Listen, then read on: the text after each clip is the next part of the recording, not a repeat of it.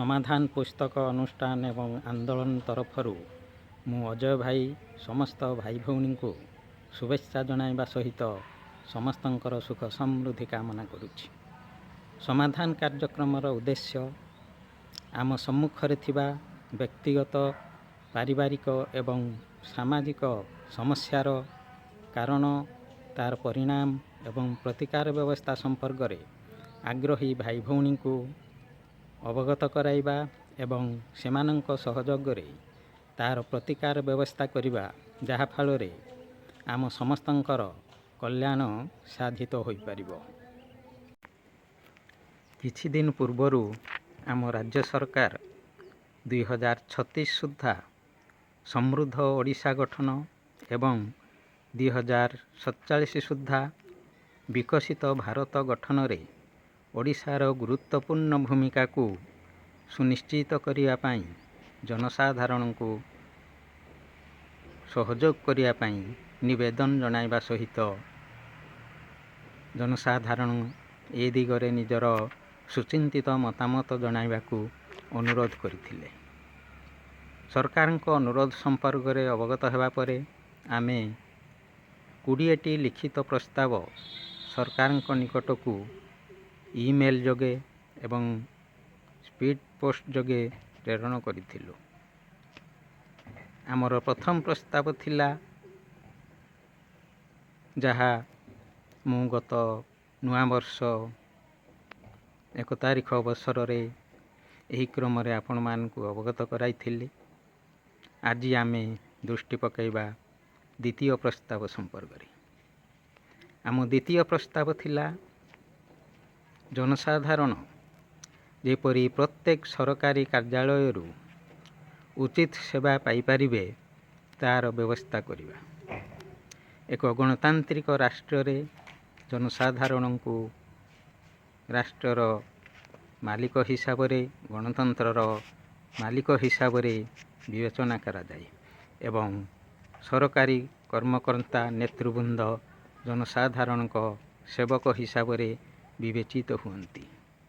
ଜନସାଧାରଣଙ୍କୁ ଉଚିତ ସେବା ପ୍ରଦାନ କରିବା ସରକାରୀ କର୍ମକର୍ତ୍ତାଙ୍କ କର୍ତ୍ତବ୍ୟ।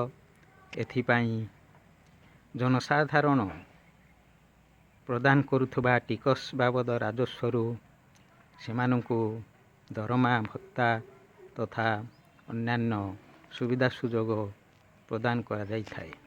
କିନ୍ତୁ ଆଜି ଅନେକ ସ୍ଥଳରେ ଆମ ସାଧାରଣ ଜନତା ସରକାରୀ କାର୍ଯ୍ୟାଳୟରୁ ଉଚିତ ସେବା ପାଇପାରନ୍ତି ନାହିଁ। କାର୍ଯ୍ୟାଳୟର ଉଚ୍ଚ ଅଧିକାରୀଙ୍କ କଥା ଛାଡ଼ନ୍ତୁ, ଚତୁର୍ଥ ଶ୍ରେଣୀ କର୍ମଚାରୀ ଜଣେ ମଧ୍ୟ କାର୍ଯ୍ୟାଳୟକୁ ଯାଉଥିବା ଜନସାଧାରଣଙ୍କୁ ଗୁରୁତ୍ୱ ଦେଇନଥାଏ।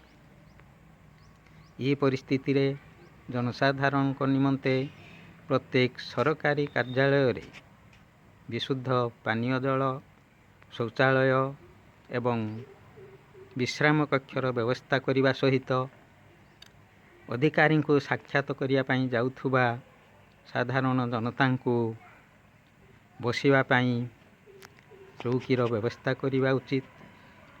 ତାଙ୍କ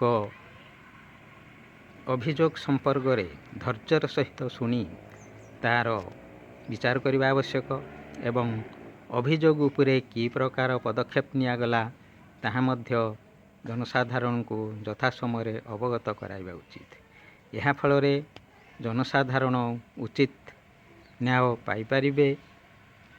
ସରକାରଙ୍କ ପ୍ରତି ଜନସାଧାରଣଙ୍କର ଆସ୍ଥା ବୃଦ୍ଧି ପାଇବ। ଫଳରେ ଏକ ସମୃଦ୍ଧ ଓଡ଼ିଶା ଗଠନ ସମ୍ଭବ ହେବା ସହିତ ବିକଶିତ ଭାରତ ଗଠନରେ ଆମ ରାଜ୍ୟର ଗୁରୁତ୍ୱପୂର୍ଣ୍ଣ ଭୂମିକା ସୁନିଶ୍ଚିତ ହୋଇପାରିବ। ଏ ସମ୍ପର୍କରେ ଆପଣମାନେ ନିଜର ସୁଚିନ୍ତିତ ମତାମତ ସରକାରଙ୍କୁ ଜଣାଇପାରିବେ। ଆମ ଦାବି ସହିତ ଯଦି ଆପଣମାନେ ଏକମତ, ତେବେ ବହୁ ସଂଖ୍ୟାରେ ସଚେତନ ଭାଇ ଭଉଣୀଗଣ ନିଜର ସ୍ଥାନୀୟ ଲୋକପ୍ରତିନିଧି ଏବଂ ପ୍ରଶାସନିକ ଅଧିକାରୀଙ୍କୁ ଏ ଦାବି ସମ୍ପର୍କରେ ଅବଗତ କରାଇବା ସହିତ ସରକାରଙ୍କ ନିକଟରେ ଦୃଢ଼ ଦାବି ରଖନ୍ତୁ, ଯାହାଫଳରେ ସରକାର ଏ ପ୍ରସ୍ତାବକୁ ଗ୍ରହଣ କରିବା ସୁବିଧା ହେବ ଏବଂ ଆମ ରାଜ୍ୟ ତଥା ଦେଶର ଉନ୍ନତି ସମ୍ଭବ ହୋଇପାରିବ। ଏକ ସମୃଦ୍ଧ ଓଡ଼ିଶା ଗଠନ ଏବଂ ବିକଶିତ ଭାରତ ଗଠନରେ ଆମ ରାଜ୍ୟବାସୀଙ୍କର ନିଶ୍ଚୟ ଗୁରୁତ୍ୱପୂର୍ଣ୍ଣ ଭୂମିକା ରହିବ। ଏ ସମ୍ପର୍କରେ ଆମର ପ୍ରତ୍ୟେକ ଭାଇ ଭଉଣୀ ଚିନ୍ତା କରିବେ, ଏହି ଆଶା ସହିତ ସମସ୍ତଙ୍କର ଶୁଭକାମନା କରି ରହୁଛି। ନମସ୍କାର।